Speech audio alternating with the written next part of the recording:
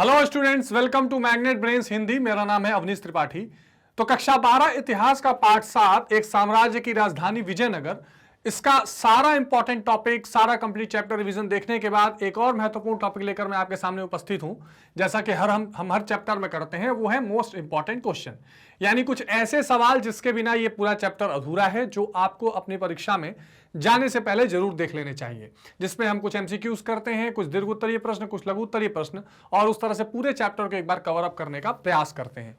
पर इससे पहले कि ये महत्वपूर्ण सेशन में शुरू करूं, एक बेहद खास जानकारी ये है कि मैग्नेट ब्रेन्स हिंदी एक ऐसा प्लेटफॉर्म है जहां कक्षा 7 से 12 तक की सारी शिक्षा आपको निःशुल्क दी जाती है। यानी आपको यहां 1 या 2 चैप्टर पढ़ने के बाद कोई पेड सब्सक्रिप्शन की जरूरत नहीं पड़ेगी। आप यूपी बोर्ड से पढ़ते हो, बिहार बोर्ड से पढ़ते हो, किसी अन्य बोर्ड से या सीबीएसई बोर्ड से भी पढ़ाई कर रहे हैं, तो आपकी सारी की सारी शिक्षा यहां पर बिल्कुल निःशुल्क है। इसी महत्वपूर्ण जानकारी के साथ हम शुरू करते हैं ये इंपॉर्टेंट टॉपिक, और कुछ प्रश्नों के थ्रू इस पूरे पिक्चर को देखने का प्रयास करते हैं।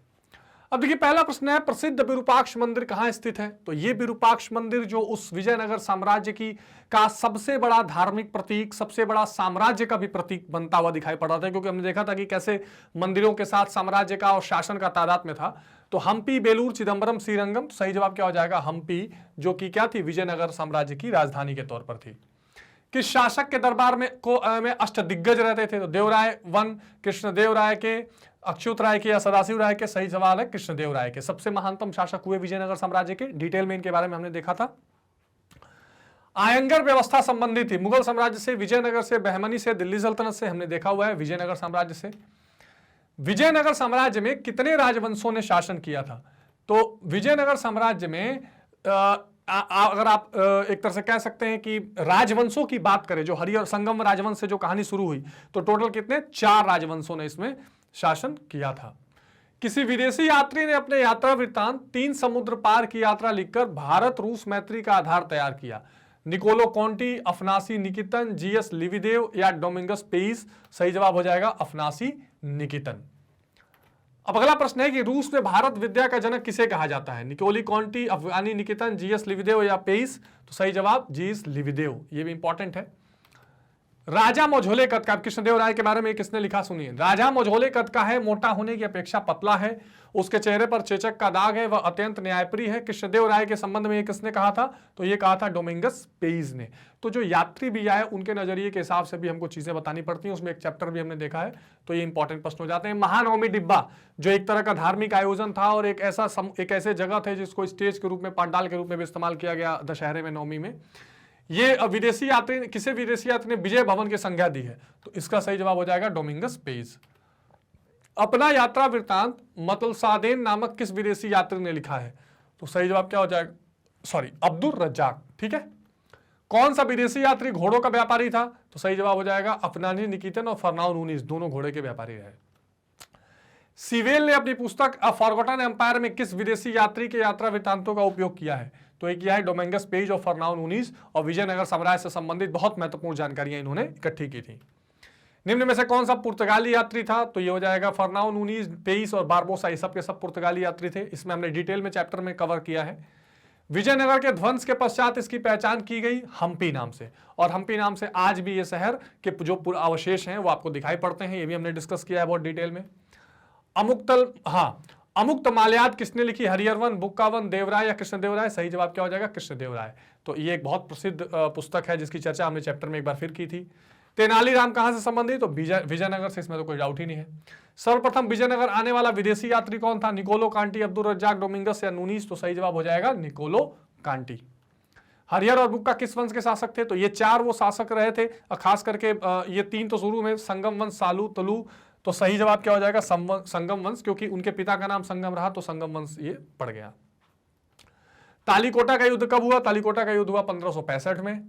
विजयनगर साम्राज्य का प्रथम राजवंश, तो एक बार फिर वही सवाल, संगम वंश।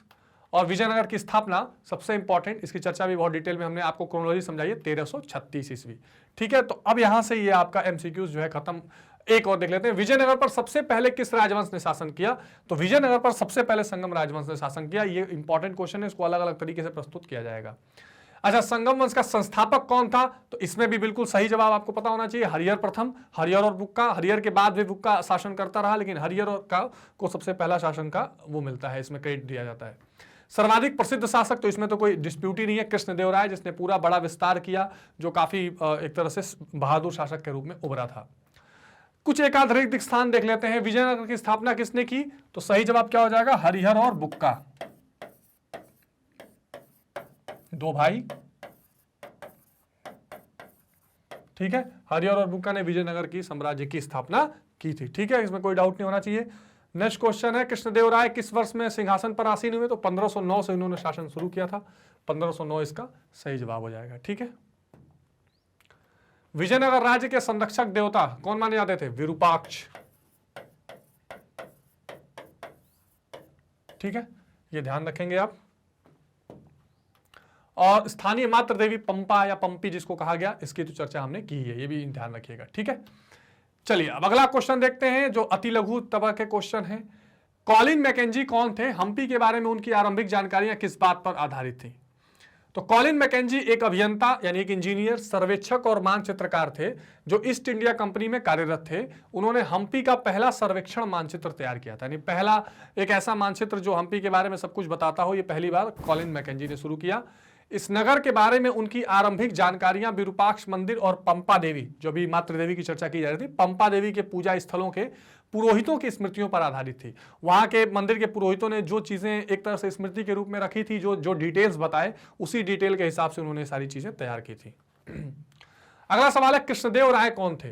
तो कृष्णदेव राय विजयनगर साम्राज्य के प्रसिद्ध शासकों में से एक थे, जिनका संबंध तुलु वंश से था। ठीक है ना, उन्होंने विजयनगर पर 1509 से 1529 तक शासन किया, और इनके शासन की चारित्रिक विशेषता विस्तार और सुदृढ़ीकरण था। तो इनके शासन में जो सबसे बड़ी चीज थी कि कैसे विस्तार हो और कैसे उसको सुदृढ़ किया जाए, यानी मजबूत किया जाए। विजयनगर साम्राज्य के सांस्कृतिक विकास में कृष्णदेव राय का योगदान बताइए। तो कृष्णदेव राय ने विजयनगर में अनेक उत्कृष्ट मंदिरों का निर्माण कराया। उसने विरूपाक्ष मंदिर के सामने मंडप बनवाया, दक्षिण भारतीय मंदिरों में भव्य गोपुरम का निर्माण कराया, और एक जो वहां पे मैंने आपको चर्चा किया था, शाही निवास, इस शाही निवास में मंदिर, राजा का महल सब रहता था। और जो ये गोपुरम है, इसकी भी चर्चा हमने की थी, जो मंदिरों का एंट्री गेट हुआ करता था। और उस समय राजा के एक तरह से कह सकते हैं कि राजा के बड़े होने का या सक्सेस होने का एक बहुत बड़ा एग्जाम्पल वहां के गोपुरमों को रखा जाता था। जो जितना बड़ा और विशाल गोपुरम होगा, उतना समृद्ध राजा माना जाता था। उसने अपनी मां के नाम पर विजयनगर के समीप नगलपुरम नामक उपनगर की स्थापना की थी। तो ये भी बहुत इंपॉर्टेंट है। आपके विचार में कृषि क्षेत्रों को किलेबंद भूभाग में क्यों रखा जाता था? अब देखिए, हमने ये चर्चा की थी कि उस समय एक ऐसा सिस्टम बनाया गया था कि जो पूरा साम्राज्य था वो तो किलेबंद था ही, जो कृषि एरिया थी वो भी किले के अंदर ही रखी जाती थी। तो इसका लॉजिक हमने देखा था कि जब बाहरी कोई आक्रमण करेगा तो इन लोगों के अनाजों पर वो कब्जा नहीं कर पाएगा, अनाज नुकसान नहीं कर पाएगा, और किले के बाहर बिना अनाज का बैठा रहेगा तो उसे भागना पड़ेगा, और इनको जरूरत भर का अनाज किले के अंदर मिलता रहेगा। यही लॉजिक था। तो मध्यकाल में कृषि क्षेत्रों को किलेबंद भूभाग में रखे जाने का मुख्य उद्देश्य शत्रु सेना को खाद्य सामग्री से वंचित करके समर्पण के लिए बाध्य करना होता था। ये किलेबंदियां कई महीनों से लेकर कई वर्षों तक चल सकती थीं। अतः ऐसी परिस्थितियों से निपटने के लिए शासक प्रायः किलेबंद क्षेत्रों के भीतर ही विशाल अन्नागारों का निर्माण भी कर लेते थे। ठीक है, अगला प्रश्न है, सभा मंडप क्या है? सभा मंडप एक ऊंचा मंच है जिसमें पास पास तथा निश्चित दूरी पर लकड़ी के स्तंभों के लिए छेद बने हुए थे। ऐसा मंडप, इसमें छोटे छोटे छेद, ताकि यहां पर क्या करते, मंडप बनाया जा सके। इन स्तंभों पर टिकी दूसरी मंजिल तक जाने के लिए सीढ़ियां बनी हुई थी। स्तंभों के एक दूसरे से बहुत पास पास होने से बहुत कम खुला स्थान शेष रहता होगा। इस कारण यह स्पष्ट नहीं है कि मंडप किस प्रयोजन के लिए बनाया जाता था, लेकिन ये मानते थे कि जो धार्मिक आयोजन है उसी के लिए इस्तेमाल किया जाता था। बहुत महत्वपूर्ण ये सवाल है। विजयनगर राज्य के किन्हीं 4 ऐतिहासिक स्मारकों के बारे में बताइए। तो एक तो विरूपाक्ष मंदिर, एक हजार राम मंदिर, कमल महल और हम्पी। तो ये 4 स्मारक, हम्पी में बहुत सारे इस तरह के, जैसे विट्ठल देव मंदिर भी इसमें आप एक जोड़ सकते हैं, विट्ठल मंदिर, ये सारे वहां के ऐतिहासिक स्मारक हैं। डोमिंगो पेस ने कृष्णदेव राय को किस प्रकार वर्णन किया है? तो डोमिंगो पेस एक विदेशी यात्री था जिसने 16वीं शताब्दी में भारत की यात्रा की। पेस ने विजयनगर की यात्रा की थी। पेस ने विजयनगर के राजा कृष्णदेव राय को मझला कद, गोरा रंग, अच्छी काठी, कुछ मोटा, राजा के चेहरे पर चेचक, ये सारी बातें बताकर, ये हमने अभी एमसीक्यूज में भी देखा था, वर्णन किया है। अब थोड़ा लघु उत्तरी देखते हैं कि कृष्णदेव राय के देहांत के उपरांत विजयनगर के सही शासक का पतन क्यों हुआ। तो कृष्णदेव राय के देहांत के बाद 1529 में राजकीय ढांचे में तनाव आने लगा। सबसे आखिरी जो सबसे अच्छा राजा रहा वो कृष्णदेव राय ही था इस पूरे वंश में। उनके उत्तराधिकारियों को विद्रोही सेनापति की चुनौती का सामना करना पड़ा और अंत में 1542 तक केंद्र पर अरविंद वंश का निर्णय स्थापित हो गया, अराविद वंश का। और इनका एक तरह से कह सकते हैं आप कि जो अराविडु वंश या अरविद वंश था, उन्होंने कृष्णदेव राय के पूरे शासन को खत्म कर दिया। कई साल तक इसी वंश का सत्ता पर नियंत्रण बना रहा। अंततः विजयनगर के विरुद्ध दक्कन की सल्तनत के बीच मैत्री हो गई। पहले तो बहुत ज्यादा इन लोगों में आपस में बहमनी शासन और इन सब में बहुत टकराव भी रहता था, बाद में मैत्री हो गई। 1565 में विजयनगर की सेना प्रधानमंत्री राम राय के नेतृत्व में राक्षसी तांगड़ी के युद्ध में उतरी। यहाँ उसे बीजापुर, अहमदनगर और गोलकोंडा की सेनाओं ने बुरी तरह हराया। तो पहले ये बहमनी के ही पार्ट थे, फिर डिवाइड होकर संयुक्त सेनाओं ने इनको हरा दिया 1565 में। विजयी सेनाओं ने विजयनगर पर धावा बोलकर नगर को लूटा। कुछ सैलून में शहर पूरी तरह से नष्ट हो गया कुछ ही सालों में, एक्चुअली ठीक है ना, इसको ठीक है जी, कुछ ही सालों में शहर पूरी तरह से नष्ट हो गया। अब साम्राज्य का केंद्र पूर्व की ओर स्थानांतरित हो गया, जहां अराविदु राजवंश ने पेनुकोंडा से तथा बाद में चंद्रगिरी से शासन किया था। ठीक है, अब अगला सवाल है नायक तथा अमर नायक कौन थे? विजयनगर के प्रशासन में उनकी भूमिका का वर्णन कीजिए।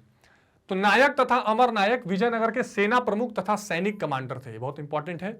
नायक की भूमिका देख लीजिए। नायक किलों पर नजर रखते थे तथा उसके पास सशस्त्र समर्थक होते थे। वे हर जगह घूमते रहते थे तथा उपजाऊ जमीन की तलाश में किसान भी उनका साथ देते थे। यह हमेशा तेलुगु और कन्नड़ बोलते थे। कई लोगों ने विजयनगर की प्रभुसत्ता के आगे समर्पण किया था, परंतु वे विद्रोह कर देते थे और इन्हें सैनिक कार्रवाई द्वारा ही दबाया जाता था। ये एक इंपॉर्टेंट इसका पार्ट था। अमर नायक सैनिक कमांडर थे। उन्हें राय द्वारा ही प्रशासन के लिए राज्य क्षेत्र दिया जाता था। वे हर काम करने वाले व्यापारियों से भू राजस्व कर और अन्य कर वसूलते थे। ठीक है ना, तो ये इंपॉर्टेंट है। राज्य द्वारा यहां कर लीजिएगा, राज्य द्वारा ही प्रशासन का कार्य देखा जाता था। वे राजस्व का कुछ भाग व्यक्तिगत तथा घोड़ों हाथी के रख रखाव के लिए अपने पास रख लेते थे और शेष भाग राजस्व में जमा करवा देते थे। ठीक है, तो ये अमर नायक थे। उनके दल जरूरत के समय विजयनगर के शासकों के लिए सैनिक सहायता देते थे। कर का कुछ भाग मंदिर तथा सिंचाई के साधन के रख रखाव के लिए खर्च किया जाता। तो नायक और अमर नायक का कंसेप्ट समझ लेंगे आप। अगला सवाल है, विजयनगर के शासकों ने विरूपाक्ष मंदिर में नवीनता से नई परंपराओं को विकसित किया, ये स्पष्ट कीजिए। विरूपाक्ष मंदिर को बनाने सैकड़े वर्ष लगे थे। अभिलेखों से पता चलता है कि यहाँ का सबसे प्राचीन मंदिर 9वीं-10वीं शताब्दी का था, परंतु विजयनगर की स्थापना के बाद इसका विस्तार बहुत ज्यादा किया गया। मंदिर के सामने बना मंडप कृष्णदेव राय ने अपने राज्यारोहण के उपलक्ष्य में बनवाया। उसे सुंदर नक्काशी वाले स्तंभों से सजाया गया। मंदिर में सभागार बनाए गए। कुछ सभागारों में देवताओं की मूर्तियां, संगीत, नृत्य और नाटकों, विशेष कार्यक्रम को देखने के लिए रखी जाती थी। उस मंदिर में बहुत सारे ऐसे बरामदे, चबूतरे बनाए गए जहां पर इस तरह के सांस्कृतिक आयोजन भी किए जाते थे। अन्य सभागारों का उपयोग देवी देवताओं के विवाह के मौके पर आनंद मनाने के लिए होता था और कुछ देवताओं को झूला झुलाया जाता था। इन अवसरों पर मूर्तियों का प्रयोग होता था जो छोटे केंद्रीय देवालयों में स्थापित मूर्तियों से भिन्न होती थीं। अगला सवाल है, पुर्तगाली यात्री बरबोसा द्वारा विजयनगर शासन के शहरी केंद्र में देखे गए किन्हीं 4 पहलुओं पर प्रकाश डालिए। अब देखिए, बरबोसा ने शहरी केंद्र के निम्नलिखित पहलुओं को देखा और उसके बारे में लिखा। व्यवसाय के आधार पर शहरी केंद्र खुले स्थानों वाली कई लंबी गलियों में बटा हुआ था। पूरे क्षेत्र में बारिश का पानी वाले तालाब, कुएं तथा मंदिरों का जलाशय पानी का स्रोत का कार्य करते थे। ये बरबोसा ने बताया। ये इंपॉर्टेंट है। शहरी केंद्र का उत्तर पूर्वी कोना मुसलमानों का मोहल्ला था। धनी लोग रहते थे और शहरी केंद्र में सामान्य लोगों के आवास जो छप्पर के होते थे और मजबूत होते थे। अगला सवाल है, विजयनगर राज्य के पतन के कारण बताइए। बहुत महत्वपूर्ण सवाल है, बार बार ये पूछता है। देखिए, जो भी चैप्टर आप पढ़ रहे हैं, जिस भी साम्राज्य के बारे में पढ़ रहे हैं, चाहे वो आपने मौर्य पढ़ा, गुप्त पढ़ा, मुगल वाला चैप्टर भी आएगा, ये सारे जितने चैप्टर हो रहे हैं, सभी चैप्टर के पतन का कारण बहुत इंपॉर्टेंट होता है। सिंधु घाटी सभ्यता से ही चल रहा है ये। इस राज्य में सिंहासन प्राप्ति के लिए गृह युद्ध चलते रहते थे। तालीकोट की लड़ाई में विजयनगर का शासक मारा गया। इस राज्य की सारी शक्ति राजा के हाथों में थी। शासन में प्रजा का कोई योगदान नहीं था, इसलिए संकट के समय प्रजा ने अपने राजा का साथ नहीं दिया। इन युद्धों ने राज्य की शक्ति नष्ट कर दी। कृष्णदेव राय के पश्चात इस राज्य के सभी शासक निर्बल थे। इन शासकों को बहमनी राज्य के साथ युद्ध करना पड़ा। इस लड़ाई के बाद इस राज्य का पूरी तरह पतन हो गया। तो बहमनियों ने मिलकर फिर उसके 3-4 पार्ट हो गए और उन्होंने सबने मिलकर इनको हरा दिया। अगला सवाल है, विजयनगर साम्राज्य की किलेबंदी पर अब्दुल रज्जाक द्वारा व्यक्त किए गए किन्हीं 4 पहलुओं पर प्रकाश डालिए। तो विशाल किलेबंदी विजयनगर शहर की महत्वपूर्ण विशेषता थी। अब्दुल रज्जाक ने यहाँ की किलेबंदी को बहुत प्रभावित किया, मतलब अब्दुल रज्जाक को किलेबंदी ने प्रभावित किया। इसके बारे में उसने लिखा कि शहर के किलेबंदी की सबसे महत्वपूर्ण बात यह थी कि इसमें खेतों को भी घेरा गया था। दुर्ग में प्रवेश करने के लिए मुख्य द्वार बनाए हुए थे जो शहर को मुख्य सड़क से जोड़ते थे। किलेबंदी बस्ती में जाने वाले प्रवेश द्वार पर बनी मेहराब और द्वार के ऊपर बनी गुंबद तुर्की सुल्तानों की स्थापत्य कला का नमूना था, बहुत अच्छा बनाया गया था। किलेबंदी की सबसे बाहरी दीवार शहर के चारों ओर बनी पहाड़ी को आपस में जोड़ती थी। इस दीवार में गारे या जोड़ने के लिए किसी भी अन्य वस्तु का प्रयोग नहीं किया जाता था। दूसरी किलेबंदी नगरीय केंद्र के आंतरिक भाग के चारों ओर बनी हुई थी और तीसरी से शासकीय केंद्र को घेरा गया था, जिसमें महत्वपूर्ण इमारत के प्रत्येक समूह घेराबंदी उनकी अपनी ऊंची दीवारों से की गई थी, यानी तीन लेयर का घेराबंदी किया गया। विजयनगर साम्राज्य के जल संसाधन क्यों विकसित किए गए थे, कारण लिखिए। तो विजयनगर के जल संसाधनों को क्यों विकसित किया गया था, यह आपसे क्वेश्चन पूछा। विजयनगर प्रायद्वीप के सबसे ठंडे क्षेत्रों में से एक था। जल के बिना जीवन नष्ट हो जाता था सॉरी, वहां बारिश और पानी की कमी रहती थी। तो इस कमी को दूर करने के लिए यह जरूरी था कि एक अल्टरनेट व्यवस्था बनाई जाए। खेतों की सिंचाई के लिए भी कई मात्रा में जल चाहिए था, अतः धान की खेती के लिए ज्यादा मात्रा में पानी की जरूरत पड़ती थी। इसलिए इसे पानी को इकट्ठा करने और शहर तक ले जाने के लिए काफी उपाय किए गए। यहाँ पर एक बड़े तालाब का प्रबंध किया गया जिसे आज जलाशय कहा जाता है। इस तालाब से खेतों में पानी ही नहीं डाला जाता था, बल्कि इसे एक नहर द्वारा राजकीय केंद्र तक भी ले जाया जाता था। हिरिया नहर जल सबसे महत्वपूर्ण जल संबंधी संरचनाओं में थी, क्वेश्चन पूछा जाता है। इस नहर में तुंगभद्रा पर बने बांध से पानी लाया जाता था और तुंगभद्रा नदी विजयनगर एम्पायर के लिए बहुत बड़ा वरदान थी। इसका प्रयोग धार्मिक केंद्र से शहरी केंद्र को अलग करने वाली घाटी की सिंचाई करने में किया जाता था। संभवतः इसका निर्माण संगम वंश के राजाओं ने किया था। अगला सवाल है, विजयनगर साम्राज्य के समृद्ध व्यापार के विभिन्न पहलुओं पर प्रकाश डालिए। तो 14वीं से 16वीं शताब्दी के दौरान युद्ध कला कुशल और अश्वसेना पर आधारित थी, इसलिए राज्यों के लिए अरब तथा मध्य एशिया से उत्तम घोड़ों का आयात बहुत महत्व रखता था। आरंभ में इस व्यापार पर अरब व्यापारियों का नियंत्रण था। स्थानीय व्यापारी, जिन्हें घोड़ों का व्यापारी कहा जाता था, इस व्यापार में भाग लेते थे। 1498 से पुर्तगाली व्यापारी भी सक्रिय हो गए और 1498 में पहली बार वास्को डी गामा आया था। उसके पास बंदूकों के रूप में बेहतर सामरिक तकनीक थी उनके पास। इस तकनीक ने उन्हें इस काल में उलझी हुई राजनीति में महत्वपूर्ण शक्ति बनने में उभरने में सहायता की। तो बाकी जो राजा थे वो इतने बड़े बंदूकों के और इस तरह के तकनीक नहीं थी, लेकिन ये पुर्तगालियों के पास महत्वपूर्ण तकनीकें थी सॉरी। अगला सवाल है, विरूपाक्ष मंदिरों का सभागारों का प्रयोग किन किन कार्यों के लिए होता था? मंदिर परिसर में बनी रथ गलियों की क्या विशेषता थी? अब सभागार देखिए, मंदिरों के सभागारों का प्रयोग भिन्न भिन्न कार्यों के लिए होता था। कुछ सभागार में देवताओं की मूर्तियां, संगीत, नृत्य और नाटकों की विशेष कार्यक्रम को देखने के लिए रखी जाती थी। अन्य सभागारों का प्रयोग देवी देवताओं के विवाह के उत्सव पर आनंद मनाने के लिए होता था। कुछ अन्य देवी देवताओं को झूला झुलाया जाता था। इन अवसरों पर विशेष मूर्तियों का प्रयोग होता था जो छोटे केंद्रीय देवालयों में स्थापित मूर्तियों से भिन्न होती थी। रथ गलियां देख लीजिए, मंदिर परिसरों की एक महत्वपूर्ण विशेषता थी रथ गलियां, जो मंदिर के गोपुरम से सीधी रेखा में जाती हैं। इन गलियों का फर्श पत्थर के टुकड़ों से बनाया गया था। इनके दोनों ओर स्तंभ वाले मंडप थे जिन्हें व्यापारी अपने में दुकान लगाया करते थे।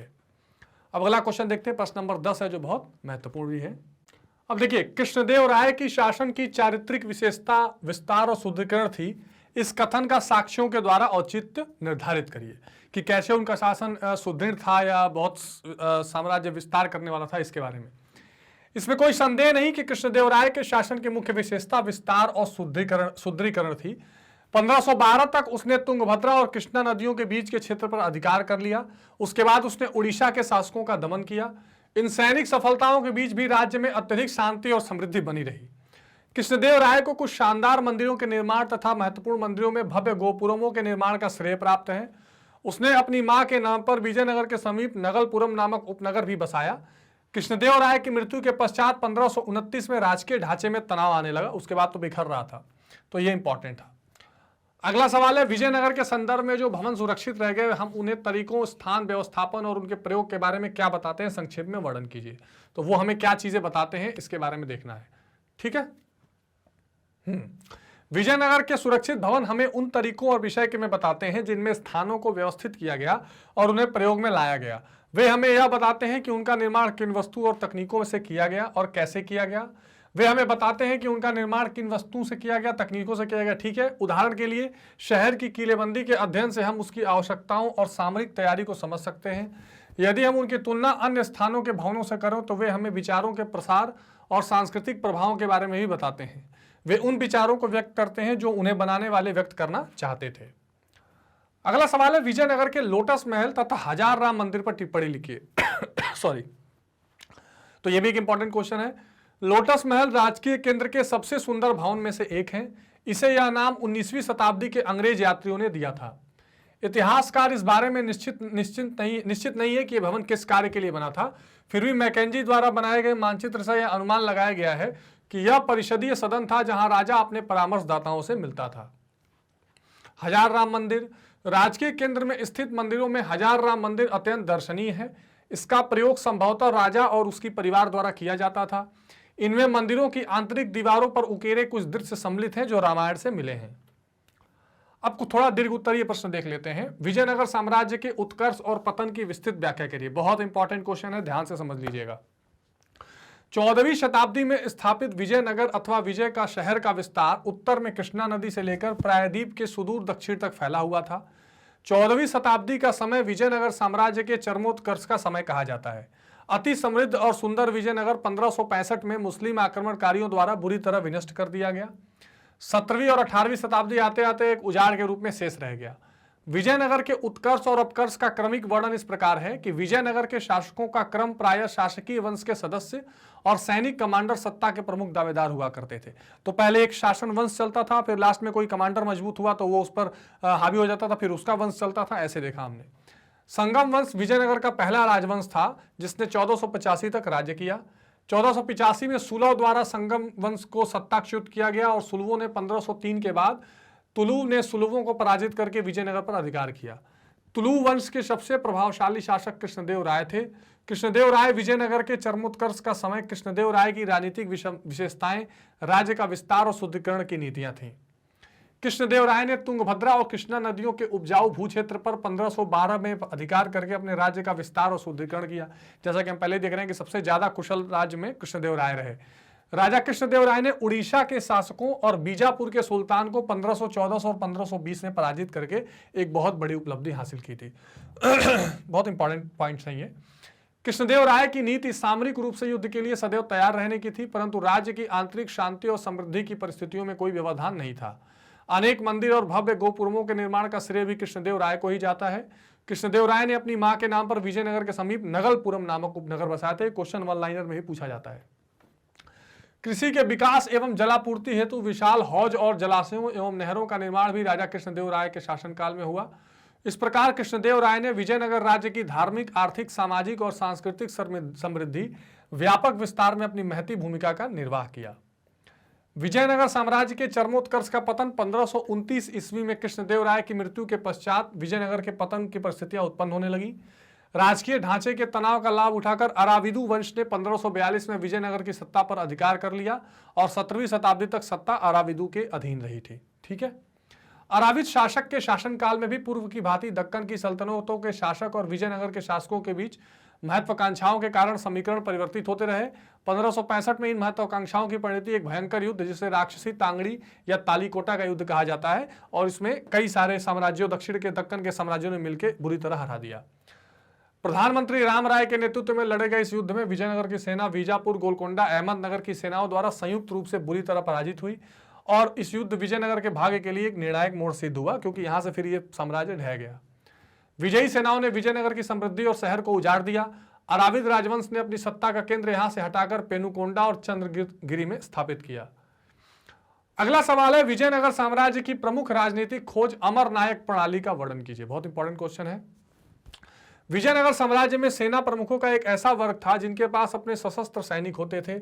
ये किले पर नियंत्रण रखते थे और एक स्थान से दूसरे स्थान पर अच्छे अवसरों की खोज में घूमते रहते थे।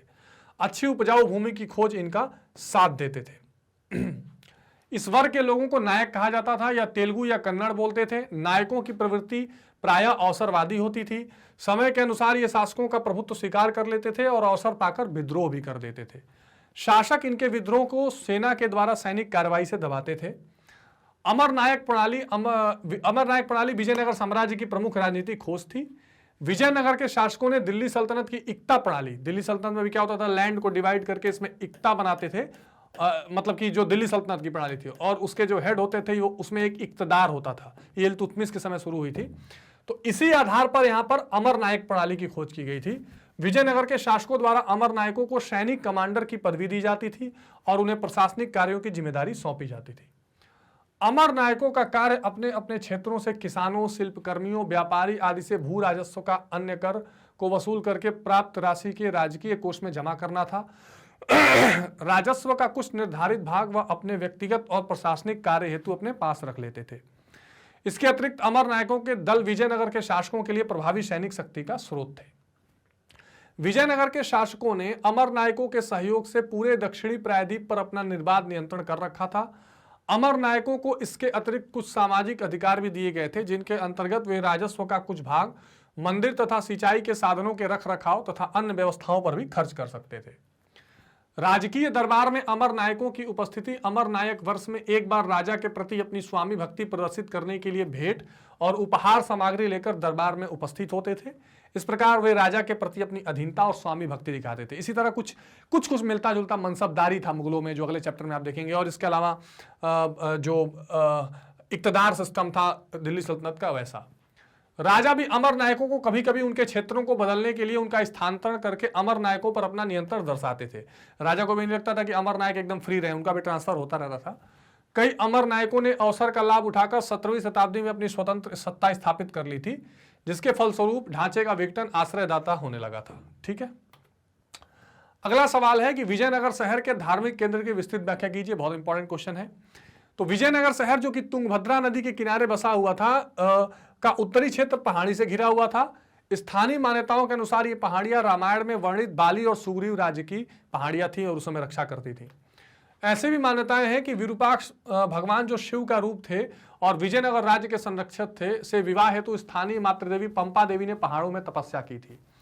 आज भी प्रतीकात्मक रूप से प्रतिवर्ष यह विवाह विरूपाक्ष मंदिर में धूमधाम से आयोजित किया जाता है। धार्मिक क्षेत्र में मंदिर निर्माण की एक प्राचीन परिपाटी रही है। पल्लव, चालुक्य, होयसल और चोल वंशों के राजाओं द्वारा भी इस क्षेत्र में मंदिरों का निर्माण कराया गया है। मंदिर केवल धार्मिक नहीं बल्कि शैक्षिक, सामाजिक और राजनीतिक गतिविधियों के भी केंद्र थे। राजनीतिक गतिविधि के केंद्र पे हमने डिटेल चर्चा चैप्टर में की है कि कैसे वहां का जो शासन था उसको दैवीय रूप या वैलिडिटी देने के लिए, वैधता देने के लिए वहां के राजा इस मंदिरों से अपने आप को जोड़ते थे और वहां फिर सामाजिक अनुष्ठान, धार्मिक सांस्कृतिक अनुष्ठान और गतिविधियां भी चलती रहती थी। धार्मिक आस्था, राजधानी के रूप में विजयनगर का चयन संभवतः विजयनगर को राजधानी के रूप में चयनित करने का कारण यहाँ भगवान विरूपाक्ष और पंपा देवी के मंदिरों का स्थित होना रहा हो। विजयनगर के शासक अपने आप को भगवान विरूपाक्ष का प्रतिनिधि मानकर शासन करने का दावा करते थे। अभी मैं वही आपको बता रहा था। राज्य के सभी राजकीय आदेश पर श्री विरूपाक्ष शब्द कन्नड़ लिपि में सबसे ऊपर अंकित था। शासकों द्वारा हिंदू सूरत राणा शब्द का प्रयोग देवताओं से अपने गहन संबंध को दर्शाने हेतु श्री विरूपाक्ष के बाद किया जाता था। फिर गोपुरम और मंडप। इस समय तक मंदिर निर्माण की स्थापत्य कला में कई नए तत्वों का समावेश हुआ। राय गोपुरम अथवा राजकीय प्रवेश द्वार इसका सबसे प्रमुख उदाहरण है। राय शब्द का प्रयोग इसलिए किया जाता है कि इसका निर्माण विजयनगर के राय शासकों द्वारा किया गया। राय गोपुरम की विशालता इस बात को प्रमाणित करती है कि तत्कालीन विजयनगर के शासक इतने ऊंचे गोपुरम के निर्माण हेतु आवश्यक सामग्री, साधन और तकनीक का प्रबंध करने में सक्षम थे। इनके सामने केंद्रीय देवालयों की मीनारें बहुत छोटी प्रतीत होती थी। मंदिर के परिसर में मंडप तथा लंबे स्तंभ वाले गलियारे देव स्थलों के चारों ओर बने हुए थे। विरूपाक्ष मंदिर के निर्माण में कई शताब्दियों का लंबा समय लगा था। सबसे प्राचीन मंदिर जो कि 9वीं और 10वीं शताब्दी के कालखंड में निर्मित था का विजयनगर साम्राज्य की स्थापना के बाद व्यापक विस्तार किया गया। राजा कृष्णदेव राय ने अपने राज्यारोहण के उपलक्ष्य में मुख्य मंदिर के सामने मंडप का निर्माण कराया। ठीक है, जिसके स्तंभ पर अत्यंत सुंदर उत्कीर्णन किया गया। तो एक पहले पुराना मंदिर का हिस्सा था, उसको बहुत ज्यादा विस्तृत करके फिर आगे गोपुरम वगैरह का निर्माण कराकर इसको बहुत विस्तृत किया गया। पूर्वी गोपुरम भी कृष्णदेव राय के शासनकाल में निर्मित हुआ। मंदिर में निर्मित विभिन्न सभागार में धार्मिक अनुष्ठान के कार्यों में प्रयोग में लाया जाता था। देवी देवताओं को झूला झुलाने तथा उनके वैवाहिक उत्सवों का आनंद मनाने हेतु अन्य सभागारों का प्रयोग किया जाता था। विट्ठल मंदिर, ये भी एक बहुत इंपॉर्टेंट जगह थी। तो विट्ठल मंदिर भी विजयनगर के धार्मिक केंद्र का दूसरा महत्वपूर्ण मंदिर है। भगवान विट्ठल को विष्णु का स्वरूप माना जाता है। महाराष्ट्र में भगवान विट्ठल प्रमुख आराध्य देव के रूप में पूजे जाते हैं। कर्नाटक में विट्ठल की पूजा विजयनगर के शासकों द्वारा अलग अलग प्रदेशों की परंपराओं को आत्मसात करने का उदाहरण है। तो अलग अलग जगहों की संस्कृतियों को भी वहां पर दिखाया जाता था। इस मंदिर के परिसरों की विशेषता रथ की प्रतिकृति बने मंदिर हैं। मंदिर में हमने चैप्टर में पूरा इमेज के साथ देखा था, रथ वाले मंदिर जो हैं। मंदिर के परिसरों में पत्थर के टुकड़ों से निर्मित गलियां हैं जिनके दोनों ओर मंडपों में व्यापारी अपनी दुकानें लगाया करते थे। कुछ नायकों के द्वारा गोपुरमों के निर्माण के भी साक्ष्य मिले हैं। अगला सवाल है कि विजयनगर की अभूतपूर्व सुरक्षा के परिप्रेक्ष्य में विजयनगर की किलेबंदी और वहां के सड़कों का विस्तृत वर्णन कीजिए। यह क्वेश्चन बहुत इंपॉर्टेंट है और मैंने आपको बताया था कि हमने अभी कुछ देर पहले भी चर्चा की कि पूरा साम्राज्य ऐसे किले में होता था, फिर इसमें एक नगर में किला होता था, फिर एक शाही क्षेत्र का किला होता था और एक कृषि भी किले के अंदर होती थी ताकि दुश्मन इस कृषि को नष्ट न कर सके। तो विजयनगर के शासकों द्वारा विजयनगर की सुरक्षा हेतु अभूतपूर्व किलेबंदी की व्यवस्था की गई। तत्कालिक समय में किले तथा किलेबंदियां सत्ता के लिए संघर्ष के प्रतीक थे। बाहरी आक्रमणों से बचने के लिए किलेबंदी अनिवार्य थी। नगरों को इस प्रकार बनाया जाता था कि प्रत्येक नगर स्वयं में एक किला था। किसी भी व्यक्ति को विजयनगर में प्रवेश के लिए विजयनगर के केंद्र तक पहुंचने हेतु किलेबंदी और सुरक्षित क्षेत्रों से गुजरना पड़ता था। फारस के शासक का दूत अब्दुल रज्जाक जो 15वीं शताब्दी में कोझिकोड आया था, यहां की किलेबंदी को देखकर बहुत प्रभावित हुआ। अब्दुल रज्जाक ने अपने वर्णन में किलों की 7 पंक्तियों का उल्लेख किया। किलेबंदी में केवल शहरी आवासीय क्षेत्र ही नहीं बल्कि कृषि क्षेत्र और जंगलों का भी घेरा था। बाहरी पंक्ति की दीवार चारों ओर पहाड़ियों के आपस में जोड़ती थी। दीवार की संरचना सुंडाकार थी। दीवार का निर्माण पत्थर के टुकड़ों से, जो घनाकार पत्थर थे उसको आपस में फंसाकर किया गया था। दीवार के निर्माण में गारे और मसाले का प्रयोग नहीं किया जाता था। सुरक्षा हेतु प्रहरियों के लिए वर्गाकार और आयताकार बुर्जों का भी दीवार के साथ निर्माण किया गया था जो बाहर की ओर निकले हुए थे। ठीक है, तो ये वो महत्वपूर्ण सवाल थे जो आपके इस चैप्टर के लिए मोस्ट इंपॉर्टेंट है। हमने एनसीईआरटी सॉल्यूशन एमसीक्यूज देखा है, सारे कंसेप्ट वीडियो देख लिए, वन शॉट रिवीजन भी देख लिया चैप्टर का। आप उसको जरूर रिवाइज करेंगे, फिर इन क्वेश्चंस के भी तरफ थोड़ा ध्यान दे देंगे तो आपका चैप्टर पूरी तरह कंप्लीट हो जाएगा। कोई डाउट या परेशानी है तो अभी कमेंट बॉक्स में लिख दीजिए। एक बात और आपको ध्यान रखनी है कि मैग्नेट ब्रेन्स एक ऐसा प्लेटफॉर्म जहां आपको एक साथ सारी चीजें बिल्कुल निशुल्क यानी कि 100% फ्री मिल रही हैं। चाहे आप वेबसाइट से पढ़िए, ऐप से पढ़िए या हमारे यूट्यूब से पढ़िए। ये जितने भी कोर्सेज आप देख रहे हैं इंग्लिश हिंदी मीडियम में आपको बिल्कुल निशुल्क दिए जा रहे हैं। चाहे आप 7 to 12 हिंदी मीडियम पढ़ना चाहें, इंग्लिश मीडियम से पढ़ना चाहें, कॉम्पिटिशन की तैयारी करना चाहें, सारे के सारे चीजों को यहाँ पर कवर किया जाता है बिना किसी शुल्क के। आप सभी अपडेट्स के लिए हमारे YouTube, Facebook, Instagram, Telegram, Twitter सबसे जुड़ सकते हैं और सारे के सारे अपडेट्स आप ले सकते हैं।